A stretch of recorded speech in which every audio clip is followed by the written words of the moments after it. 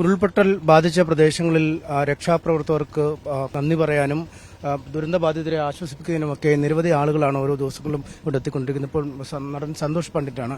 താങ്കൾ ഇവിടെ വന്ന് കാണുമ്പോൾ നമ്മൾ ടിവിയിലൊക്കെ നിങ്ങൾ കാണുന്നതിനേക്കാളൊക്കെ ഭീകരമായിരിക്കും. വളരെ വേദനിപ്പിക്കുന്ന ഒരു കാര്യമാണ്. അതോടൊപ്പം ഞാൻ ഇവിടെ എല്ലാ ആളുകളായിട്ട് സംസാരിക്കുമ്പോൾ മനസ്സിലാകുന്ന 80% ആളുകളും ഒരു ഗ്രാമത്തിലെ അവസ്ഥയാണ്. 80% ആളുകളും പോയി എന്നവർ പറഞ്ഞു. ഒരു 20% ആളുകളെ ബാക്കിയുള്ളൂ. പിന്നെ ഇവിടുത്തെ ഓരോ ഷോപ്പെല്ലാം കാണുമ്പോൾ നമ്മൾ ഒരു സൈഡ് അതല്ലേ കാണുന്നുള്ളൂ. ആ എഫക്റ്റ് ചെയ്തിരിക്കുന്ന ആ ഷോപ്പ്, ഞാൻ ശരിക്കും മനസ്സിലായിരിക്കുന്ന ആ ഷോപ്പുടമ, അവിടെ ജോലി ചെയ്യുന്ന ആളുകൾ അല്ല, നമ്മൾ അതും നോക്കണമല്ലോ. അതേപോലെ ആ സ്കൂള്, നമ്മളിപ്പോൾ ആ സ്കൂളിനെ ശരിക്കും പറഞ്ഞാൽ തുടക്കം മുതലേ ആ സ്കൂൾ കണ്ടിട്ടുണ്ട്, നമുക്ക് വേദന തോന്നിയിട്ടുണ്ട്. പക്ഷേ ഇവിടെ നേരിൽ വന്ന ആ സ്കൂൾ കാണുമ്പോഴാണ് എത്ര മനോഹരമായ ഒരു സ്ഥലത്താണ് സ്കൂളെന്ന് അറിയാം. നമ്മളെപ്പോൾ ഈ ഒരു ഏരിയയല്ലേ കാണുന്നുള്ളൂ അല്ലേ. ഞാൻ പറഞ്ഞത് അതിങ്ങനെ ഒരു 360 ഡിഗ്രിയിൽ നിങ്ങളിങ്ങനെ നോക്കുകയാണെങ്കിൽ ഒരു ഊട്ടിയിലോ കൊടൈക്കനാലോ ഒക്കെ ഉള്ള ഒരു സ്കൂൾ പോലെ ഉണ്ട്. അത്രയ്ക്ക് മനോഹരമായൊരു സ്കൂൾ, നല്ലൊരു അന്തരീക്ഷമാണ് അവിടെയൊക്കെ. പക്ഷേ ഞാനൊന്നും കഴിഞ്ഞതിനെ കുറിച്ച് പറഞ്ഞിട്ട് കാര്യമില്ല. ഇപ്പം ഞാൻ നോക്കുന്നത്, ഞാനിപ്പോൾ ക്യാമ്പിലേക്ക് നോക്കുമ്പോൾ അവിടെ ക്യാമ്പിൽ അത്യാവശ്യ സാധനങ്ങളെല്ലാം അല്ല അറ്റ് പ്രസൻറ്റ് നമുക്ക് ഇനിയിപ്പോൾ പ്രായോഗിക തലത്തിൽ കാണാൻ പറ്റും. അവിടെ ഭക്ഷണമായാലും ബാക്കിയുള്ള കാര്യങ്ങളൊക്കെ ജനറലി ഓക്കെ ആണെന്നാണ് പറയുന്നത്. പക്ഷേ അവർ തിരിച്ച് അവർ വീട് സർക്കാർ അല്ലെങ്കിൽ വേറെ പല ആളുകളും സ്പോൺസർ ചെയ്യുന്നുണ്ട്, അത് ഓക്കെയാണ്.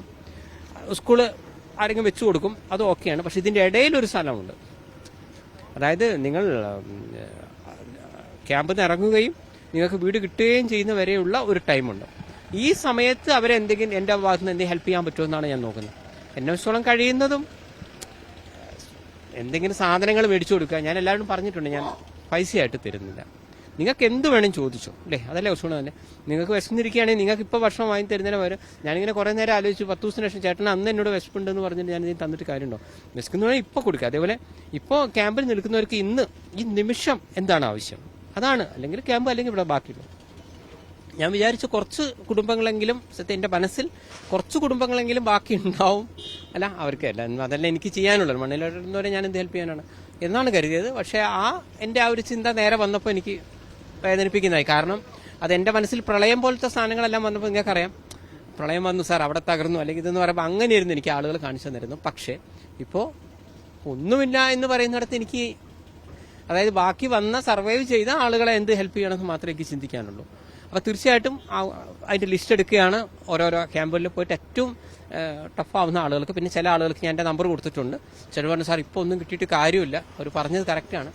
പിന്നെ ഞാനാണെങ്കിൽ പൈസ കൊടുക്കുകയില്ല, പക്ഷേ സാധനം വാങ്ങിച്ചു കൊടുക്കുള്ളൂ. അപ്പോൾ ഞാൻ നമ്പർ കൊടുത്തു, ചേട്ടാ അല്ലെങ്കിൽ ചേച്ചി ഇതാണ് നമ്പർ, നിങ്ങൾ എന്നാണോ വാടക വീട്ടിലേക്ക് കയറുന്നത് അന്ന് എന്നെ വിളിച്ചോളൂ അല്ലേ, അങ്ങനെയല്ലേ പറ്റുള്ളൂ. അപ്പോൾ ഇന്ന് ഞാൻ കൂടുതൽ ഒന്ന് കവർ ചെയ്യുകയാണ് ചെയ്യുന്നത്.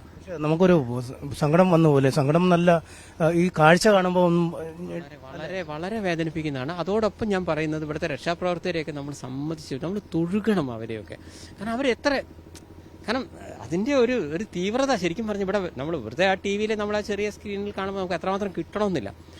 അപ്പോൾ അത്രയും റിസ്ക് ഫാക്ടറിൽ നിന്നുകൊണ്ട് ഇപ്പോൾ തന്നെ എനിക്ക് ഇങ്ങനെയാണ് തോന്നിയ ആൾ എന്നോട് ഇവിടുത്തെ നാട്ടുകാർ പറഞ്ഞു, ഇവിടെ ഇങ്ങനെയൊന്നും അല്ല സാർ, ഇത്രയും മണ്ണുണ്ടായിരുന്നൊക്കെ പറയുമ്പോൾ നമുക്കത് ഇമാജിൻ ചെയ്യാൻ പറ്റുന്നില്ല.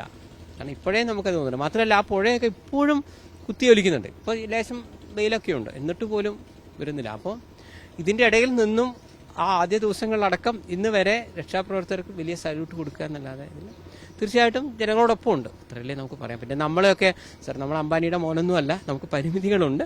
അതുകൊണ്ട് നമുക്ക് അതാത് മാസം നമ്മളെ വീഡിയോ ഒക്കെ ആളുകൾ നമ്മുടെ സിനിമേൻ്റെയൊക്കെ വീഡിയോ കാണുമ്പോൾ കിട്ടുന്ന ചെറിയ വരുമാനമേ ഉള്ളൂ. വർഷത്തിലൊരു സിനിമ, ഇപ്പോൾ കേരള ലൈവ് എന്ന് പറഞ്ഞ സിനിമ അതിൻ്റെ ഇടയിലാണ് ഇപ്പോഴൊക്കെ അങ്ങോട്ട് വരുന്നത്. ഇപ്പോൾ ഞാൻ കർണാടക പോയി വന്നിട്ടുള്ളൂ, അറിയാലോ, അന്ന് അവിടെ ഉണ്ടായിരുന്നില്ല. അപ്പോൾ നമുക്ക് പരിമിതികളുണ്ട്. ആ പരിമിതിയുടെ ഉള്ളിൽ നിന്നുകൊണ്ട് മാക്സിമം ചെയ്യാമെന്നാണ് ഞാൻ വിചാരിക്കുന്നത്. ഞാനുണ്ട് കൂടെ. പിന്നെ ഒത്തൊരുമ, അതൊരു ഭയങ്കര കാര്യമല്ലേ. ഇപ്പം DYFIക്കാരനായാലും യൂത്ത് കോൺഗ്രസിനായാലും യുവമോർച്ചക്കാരനായാലും എല്ലാവരും തോളോട് തോൾ ചേർന്നാണ് ചെയ്യുന്നത്. തീർച്ചയായിട്ടും എനിക്ക് തോന്നുന്നു നമ്മൾ 2018 ഈ ഒരു ഒത്തൊരുമ കാണിച്ചിട്ടുണ്ട് അല്ലേ, ശരിയല്ലേ? 2018 കാണിച്ചിട്ടുണ്ട്. തീർച്ചയായിട്ടും അതൊക്കെ അതുകൊണ്ട് തന്നെയാണ് കുറേ വരുമ്പോൾ നമ്മൾ ഒന്നാവും. അതെ അതുണ്ട്. അല്ല, അതുകൊണ്ടാണ് ഞാൻ പറഞ്ഞത് അതിന്റെ തീവ്രത കുറയ്ക്കാനെങ്കിൽ നമുക്ക് സാധിക്കുന്നത്. അന്ന് പ്രളയ സമയത്തും ഇപ്പോഴായാലും പറ്റിയത് അതുകൊണ്ട് തന്നെയാണ്. തീർച്ചയായിട്ടും അവരോട് വളരെ നന്ദി പറയുന്നു. എന്തായാലും ഈ ദുരന്ത ബാധിതരോടൊപ്പമാണ് അദ്ദേഹം. ഈ ദുരിതമൊക്കെ കഴിഞ്ഞ് അല്ലെങ്കിൽ ക്യാമ്പുകളിൽ നിന്നൊക്കെ മടങ്ങി ഒരു സ്വന്തം നിലയിൽ ജീവിതത്തിലേക്ക് കടക്കുമ്പോൾ സഹായം നൽകാമെന്ന് ഉറപ്പ് നൽകിയാണ് മടങ്ങുന്നത്. ഫോൺ നമ്പർ അടക്കം നൽകിയിട്ടുണ്ട്. അവർക്ക് അദ്ദേഹത്തെ വിളിക്കാം. അദ്ദേഹത്തിന്റെ ജീവിത മാർഗത്തിൽ നിന്നും സമ്പാദിക്കുന്ന പണം ചെലവഴിച്ച് തന്നെ ഇവരെ സഹായിക്കുമെന്നാണ് അദ്ദേഹം അറിയിച്ചിരിക്കുന്നത്. നമുക്ക് പറ്റാവുന്ന കുറെ കാര്യങ്ങൾ ചെയ്തിട്ടാണ് നമ്മൾ വിചാരിക്കുന്നത്. ഇന്ന് തന്നെ പറ്റാവുന്ന കാര്യങ്ങൾ ചെയ്യുമെന്നും അദ്ദേഹം പറയുന്നുണ്ട്.